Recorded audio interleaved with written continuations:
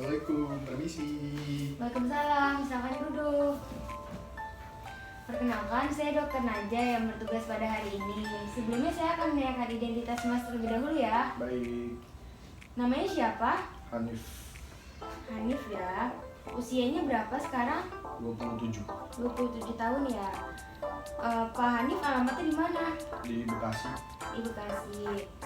Pak Hanif pekerjaannya apa sekarang? Saya lagi kerja di logistik. Ya, kerja di PT ya berarti. Iya. Ada keluhan apa Pak Hanif? Saya ingin kontrol asma. Saya udah lama, udah nggak kontrol, ini mau kontrol lagi. Oh ya baik. Nah sebelumnya saya akan mengajukan beberapa pertanyaan ya kepada Pak Hanif terkait dengan penyakit yang Bapak derita. Dan untuk asmanya sendiri nanti saya akan melakukan pemeriksaan uji fungsi paru ya Pak, atau yang biasa dikenal dengan uji spirometri. Tujuannya untuk menentukan diagnosis dari penyakit Bapak dan juga untuk mengetahui seberapa besar gangguan paru yang Bapak derita. Baik, sebelumnya saya akan meminta persetujuan dari Bapak. Apakah Bapak bersedia untuk dilakukan pemeriksaan tersebut? Baik, saya sedia. Bersedia ya Pak? Nanti segala kerahasiaan akan saya rahasiakan sesuai dengan kode etik kedokteran ya Pak. Baik, kita mulai ya Pak. Bapak sudah berapa lama menderita asma ini? Dari umur 16. Dari umur 16 tahun ya Pak? Iya, Nah, terus Bapak itu menggunakan obat secara rutin atau tidak? rutin, masih rutin. Rutin ya? Iya. Terakhir kapan Pak? Semalam, Semalam ya? Nah, Bapak terakhir makan kapan? tadi siang, Tadi siang ya. Bapak ada riwayat merokok? nggak ada. Tidak ada. Tidak pernah atau sudah berhenti? Tidak pernah. Tidak pernah ya Pak. Sekarang saya akan menanyakan berat badan dan tinggi badan Bapak. Berat badan Bapak berapa? 74, 74 ya. Tinggi badannya berapa Pak? 170. 170 ya.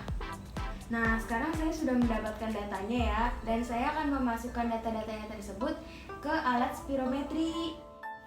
Baik Pak, jadi ini alat spirometrinya ya Pak. Ini adalah alat pengukur flow-nya. Dan ini adalah mouthpiece yang menghubungkan mulut Bapak dengan alat spirometrinya ya Pak.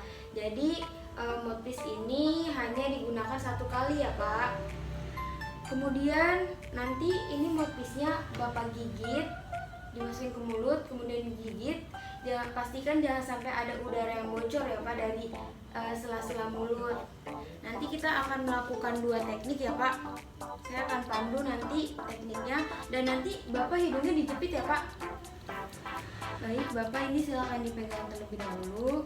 Nanti pada teknik pertama Bapak tarik nafas, kemudian dibuang, tarik nafas, dibuang, dan yang ketiga Bapak tarik nafas sedalam-dalamnya, sekuat-kuatnya, kemudian dikeluarkan perlahan-lahan.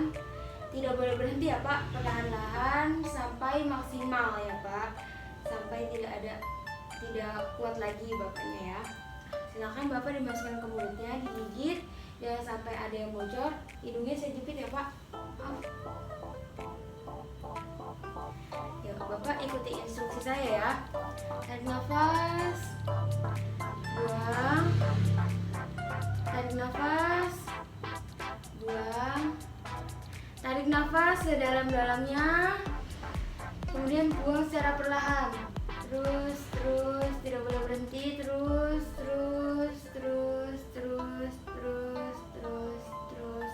ya. Baik Pak, bagus. Kemudian kita ke yang kedua ya Pak. Tarik nafas lagi, buang, tarik nafas lagi, buang, tarik nafas lagi Pak sedalam-dalamnya, sekuat-kuatnya, kemudian buang pelan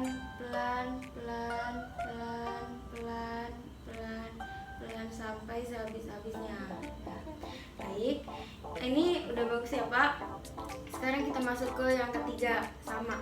Tarik nafas lagi, buang, tarik nafas biasa, buang, tarik nafas sedalam-dalamnya melewati mulut, kemudian perlahan dibuang, perlahan buang. Tidak boleh berhenti Pak. Kalau tidak kuat silahkan dilepaskan. yang pertama sudah selesai ya Pak, hasilnya bagus nih Pak. Jadi sekarang kita masuk ke pemeriksaan teknik yang kedua ya Pak.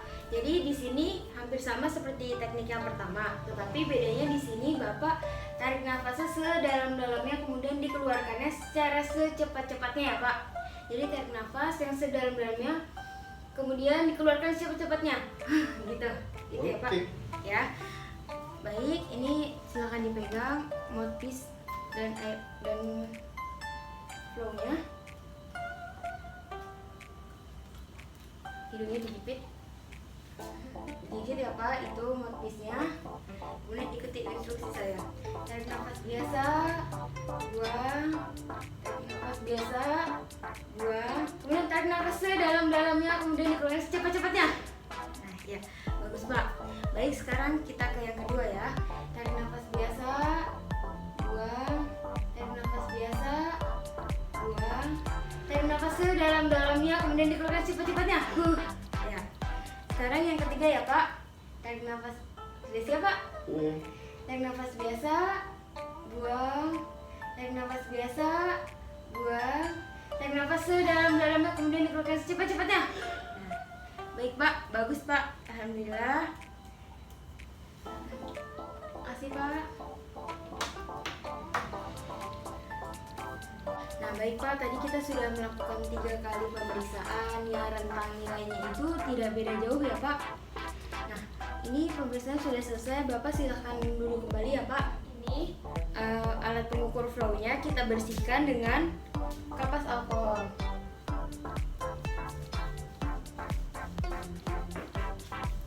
Dan mouthpiece-nya kita hanya gunakan 1 kali. Kemudian kita print hasil dari pemeriksaannya.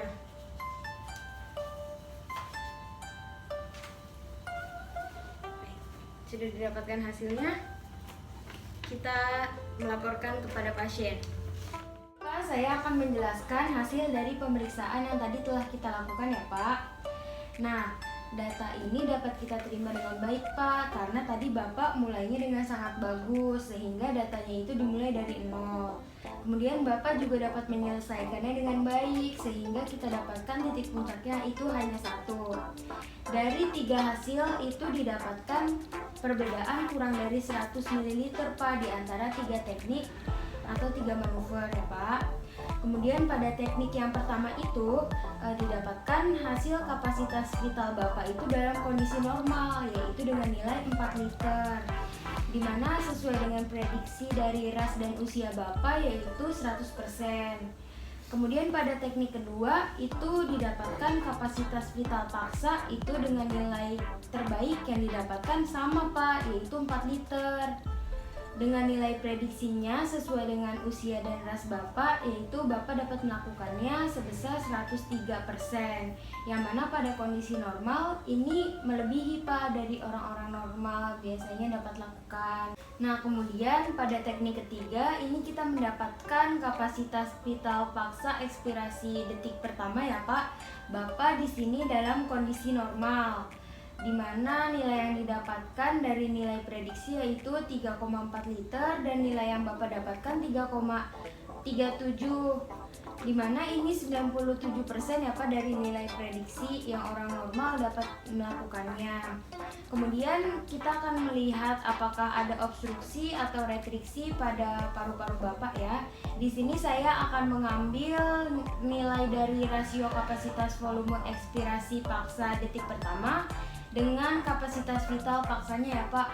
Jika Bapak dapat melakukannya lebih dari 80%, maka itu dianggap normal. Nah, di sini Bapak dapat melakukannya sebesar 97% Pak. Jadi, kondisi faal paru Bapak saat ini itu dalam kondisi normal. Tidak ada retriksi ataupun tidak ada obstruksi. Nah Pak, pemeriksaan ini dilakukan secara berkala ya Pak, untuk mengontrol asma yang Bapak derita dan juga untuk mengetahui seberapa jauh serangan pada saluran pernapasan Bapak. Pemeriksaannya sudah selesai Pak, apakah ada yang ingin ditanyakan? Gak ada dok. Baik Pak, terima kasih atas kerjasamanya. Kasih dok. Ya, sama-sama Pak.